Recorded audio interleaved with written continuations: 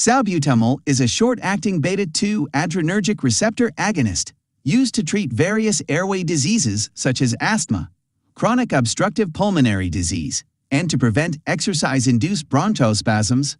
Routes of administration include oral, subcutaneous, intravenous, and inhalational. Out of these, the most effective one is the inhalational route since it significantly reduces the systemic distribution of the drug. Beta-2 receptors are predominantly located in airway smooth muscle cells. In addition, they can be found in the cardiac muscle, uterine smooth muscle cells, blood vessels, skeletal muscle, and in various immune cells.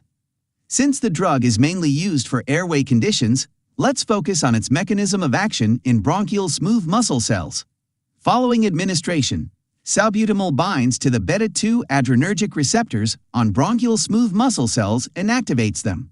Beta-2 adrenergic receptor is a G-protein-coupled receptor, and activation of this receptor leads to the activation of an enzyme called adenylyl cyclase, which increases the cyclic AMP levels within the cell. Increased cyclic AMP causes reduction in intracellular calcium levels, which ultimately relaxes the smooth muscle. Through this mechanism, salbutamol causes relaxation of smooth muscles of all airways, from the trachea to terminal bronchioles. In addition, increased cyclic AMP levels will inhibit the release of inflammatory mediators by the mast cells, which ultimately reduces inflammation. Salbutamol is metabolized by the liver and excreted via the kidneys.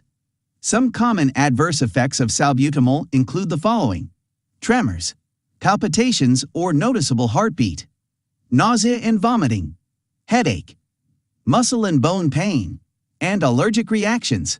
Finally, it is important to know that these adverse effects occur much less frequently when salbutamol inhalers are used.